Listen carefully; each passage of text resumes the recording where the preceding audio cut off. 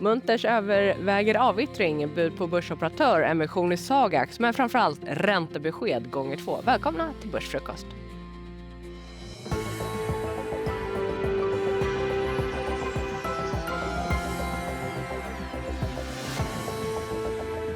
Det är onsdag den 17 juni och bredvid mig DNB Carnegies chefsekonom Ulf Andersson. Varmt välkommen. Tack.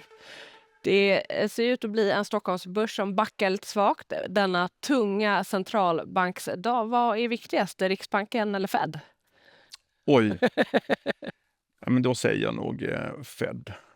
Det är Kevin Warrs första möte och presskonferens. Och förutom beskedet som kanske inte kommer överraska så mycket, så är det ju lite vad han säger om hur han ser på amerikansk ekonomi och hur han ser, om man kommenterar någonting kring hur han vill styra Fed.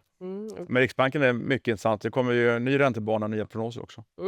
Ja, vi kommer prata mer om Fed efter 9. Förväntan är ju att Riksbanken nu vid 9:30 vilar på hanen, lämnar räntan oförändrad på 1,75%. Vad är viktigast tycker du? Är det prognoserna och räntebanan? Det är en kombination. Jag tror att de kommer visa lite mer bekymmer eller oro för inflationsutvecklingen. Det finns en rad signaler på att det är på väg uppåt. Och samtidigt så kommer de nog kanske dämpa oron för aktivitetsnivån i svensk ekonomi. Återhämtningen fortsätter trots den här oron vi har haft kring kriget då under våren. Och den kombinationen bör resultera i en något brantare räntebana. Det vill säga att nästa räntehöjning, för sänkningar är uteslutet nu, kan komma lite tidigare än vad de tar i mars. Och ni tror ju att de kommer höja i november. November indikativt, ja. Det är otroligt osäkert just nu. Men vi tror att det kommer en i november. Vi håller kvar vår januariprognos där. Och så kommer en då tidigt 27. Och sen så har jag lagt in en också sannolikt sent 27, för vi har ju en lite högre inflationsprognos på längre sikt än vad Riksbanken har. Men samtidigt då, inflationen just nu är ju under målet. Vi har ju sett oljepriset falla tillbaka. Hur är det för Riksbanken att hantera de här snabba svängningarna? För jag tänker att då behöver man ju kanske inte höja räntan om oljan nu faller tillbaka. Det är väldigt mycket osäkerhet just nu och väldigt mycket slagighet i siffrorna, för att vi har haft hög volatilitet och mycket engångseffekter även bakåt i tiden, vilket gör att det blir mycket baseffekter extra stora. Och sen har det varit en hel del finanspolitiska ingrepp också, till exempel halvering av matmomsen. Bara det är ju 7/10 lägre inflation. Så den här KPIF-måttet vi fick i maj här nu på 1,5, det är ju egentligen 2,2%. Om man då justerar för halverad matmomsen. Sen finns det andra saker också. Det är lite elstöd och det är bensin med mera som spelar då halverade kollektivtrafiksavgifter kommer här under andra halvåret. Det finns inte med än då, men det kommer. Så mycket så här spelar roll också. Så det gäller att se igenom de här effekterna. Och det har ju Riksbanken varit tydlig med att de kommer göra också. Jag tyckte också att det var spännande. Vi har fått Origos kvartalsvisa undersökning av förväntningarna bland aktörer på penningmarknaden. Då gällande svenska KPIF-inflationen. Den väntas nu vara 1,7% om ett år, 2,1% om 2 år, 2,1% om 5 år. Så att här skruvar marknadens aktörer upp förväntningarna lite grann på KPIF-inflationen. Ja, lite grann. Några tiondelar, och det är inte så mycket egentligen. Men det är ändå en trend uppåt, vilket är fullt rimligt. Vi ser ju en inflation som trendar uppåt globalt sett. Och nu även i Sverige, ifall vi har haft en lägre, överraskande låg inflation under årets början här. Men vi ser en rad faktorer eller signaler som pekar uppåt. Dels så har vi ju att den faktiskt steg. Den gjorde det här då ganska tydligt i maj. Sen har vi en rejäl skjuts uppåt på procentpriserna i april, 4,7%. Vi har tydliga prissättningssignaler från näringslivet, både från Konjunkturinstitutets undersökning och Riksbankens egna, där man planerar klart högre priser framöver. Och sen har vi också en svagare krona nu. Betydligt svagare nu än vid årets början. Och det har varit ett starkt bidragande skäl till att inflationen har kommit ner så tydligt i Sverige. Och nu kommer vi se en omvänd effekt, inte nu, men kanske i höst, vinter och framåt. Mycket spännande. Vi kommer prata mer om det här alldeles strax. Jag vill hinna nämna lite annat som händer också. Det är bland annat att klimatkontrollbolaget Munters överväger att avyttra affärsområdet Foodtech. Det här då som erbjuder teknik och tjänstelösningar inom livsmedelsindustrin. Det skulle göra att bolaget i sådant fall i högre grad fokuserar på affärsområdena Data Center Technologies och AirTech. Paretos analytiker Anders Roslund säger att han har blandade tankar om det här eftersom att de i så fall säljer någonting som är väldigt bra och ställer sig då frågan om det är så att man skulle behöva få väldigt bra betalt. Det blev en rabatt på ungefär 5% när fastighetsbolaget Sagax genomförde sin riktade nyemission. Det då till en teknisk kurs om 33,50.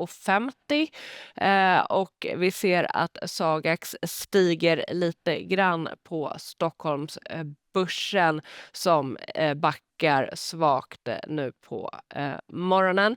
Munters upp 1,5% och så ser Spotlight ut att rusa 88%. Vi har inget avslut där än. Där så har vi fått ett bud. Det är franska teknikbolaget Cryptown som har lagt ett bud motsvarande 94% jämfört med gårdagens stängningskurs. Noterar att Silex rasar 14%. Där har SEB, Nordea och ABG alla inlett bevakning av bolaget med en säljrekommendation. Volvo Cars ner ungefär 3%. Har fått sänkt riktkurs. Noterade att vi också fick en vinstvarning från BMW igår. H&M backar ungefär 1%. Där har man också fått sänkta riktkurser och ABG har gått från köp till behåll. Elekta stiger 0,7%. De har kapitalmarknadsdag idag. Vi har inte fått några nyheter därifrån än. Så att ja, en hel del rörelser där jag tycker att Munters är det som sticker ut med en uppgång på närmare 1,4%. Ändå då positiv reaktion från marknaden på nyheten att man överväger att sälja Foodtech-delen. Ja, om vi går vidare och fortsätter prata, om vi pratar liksom då tillväxt på börsen, vad säger du om tillväxten i svensk ekonomi? Den är ju god och det är värt att understryka det, för det har varit väldigt mycket prat om utdragen lågkonjunktur under ett år tillbaka, att framförallt hushållen inte gör sitt jobb och inte konsumerar nog mycket. Och lågkonjunktur har vi rent tekniskt efter ett lågt resursutnyttjande, men det är framförallt på arbetsmarknaden. I produktionen så är det ganska bra.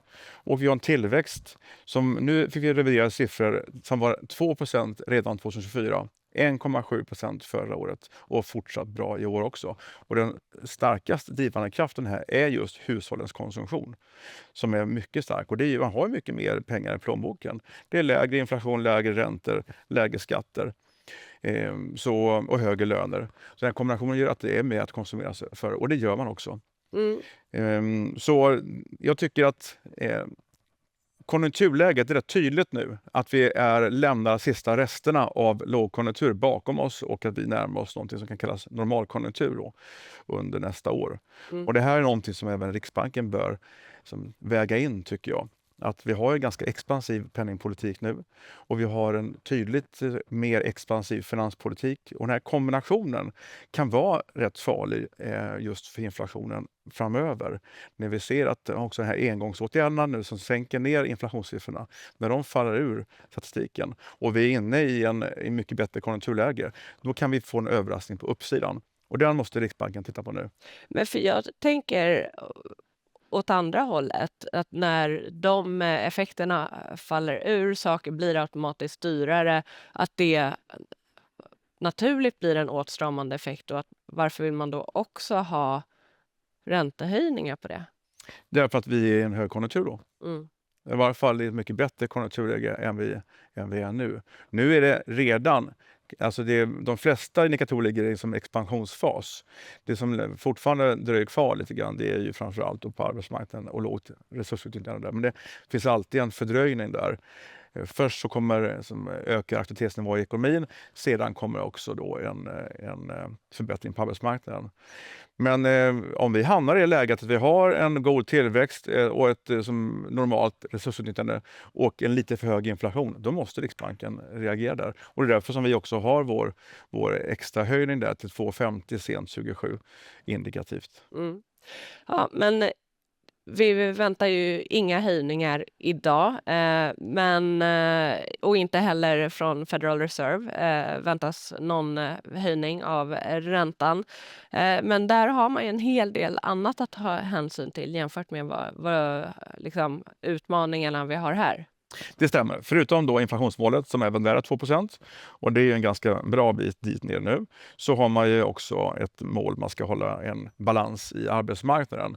Och nu ligger ju arbetslösheten runt 4,3%, och det är ungefär den nivå där man tycker att det är balans och jämvikt. Och vi ser tecken under våren här nu på att den stärks ytterligare med fler jobb.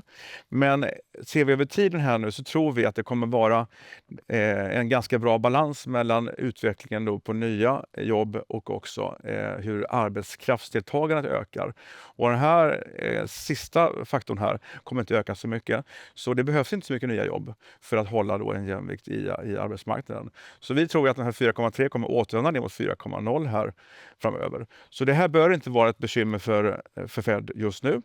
Däremot så är ju inflationen, den var hög från början, har ökat med tullarna och ökar ytterligare nu också på grund av krisen då i Iran. Vi ser ju tydligt då att headline har ju stigit rejält och även börjar då sippra ner till kärninflationen.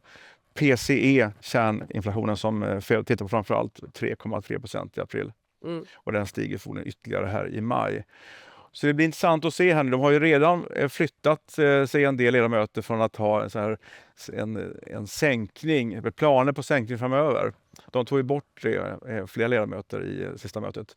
Och det blir intressant att se hur de kommenterar det här nu. Och framförallt hur Kevin Warsh kommenterar detta. Ja, men han har ju pratat om att han ska gå fram med räntesänkningar. Det känns ju inte som att det är så troligt. Men hur viktigt är dagens framträdande jämfört med, alltså jag förstår ju att det alltid är viktigt, men jag tänker att han verkligen har alla ögon på sig idag. Ja, verkligen. Alltså hela världsekonomin, i alla fall vi som jobbar med det här, kommer ju granska varenda ord och formulering från honom här nu. Men jag tycker ändå att han har tonat ner behovet av sänkningar, och sista mötet så röstade han inte för det. Det var ju bara Steven Mnuchin som var kvar som röstade för en sänkning som vanligt. Så jag tror inte att han kommer falla in i detta, utan det är så tydliga inflationssignaler uppåt nu i USA. Så det går inte bortse från dem. Utan det är mer kanske vilken bedömning han gör och Fed gör av ekonomins utveckling just nu. Hur hög är inflationsrisken? Och finns det en risk till och med för en höjning? Marknaden bör ju delvis prisa in det framöver. Hur han kommenterar detta. Att det kommer sänkningar här nu eller utrymme för det ser vi som ganska begränsat. Hur tror du att Fed kommer att förändras under Kevin Warshs ledning?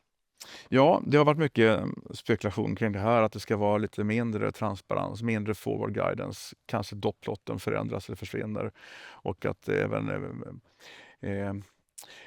presskonferenserna kanske kommer få ett annat utseende. Vi får se om det här kommer redan nu eller om det är någonting som får utvecklas över tiden. Men det här är ju någonting som det finns flera aspekter på. För det är väldigt bra med transparens och tydlighet. Samtidigt så att det är extremt stor osäkerhet och stort utfallsrum, så marknaden är ju otroligt upptagen vid vad centralbanken och framförallt Fed säger. Och fastän att de är väldigt osäkra så måste de säga någonting, och så tar marknaden fasta på detta. Och det finns ju en risk också med att marknaden då anpassar sig kanske till någonting som är allt för osäkert. Så man behöver ha en balans i det med forward guidance, och det gäller även för Riksbanken. De är ju väldigt, väldigt tydliga med att säga att det är stor osäkerhet kring i deras syn på framtiden och framförallt då räntebanan. Ja, mycket spännande som sker. Vi kan passa på att tipsa om att vi faktiskt sänder extra ikväll, så då kan ni också vara med och analysera hur Kevin Warsh gör sitt första framträdande då som centralbankschef. Chef. 7:15 startar den sändningen. Den ser ni här på efn.se. Annat som vi håller koll på idag är ju Elektra och deras kapitalmarknadsdag, och så har Thule en uppdatering inför sin tysta period. Mer om det också på efn.se. Ulf Andersson, tusen tack för denna morgon. Stort tack också till er som tittar. Jag säger trevlig dag.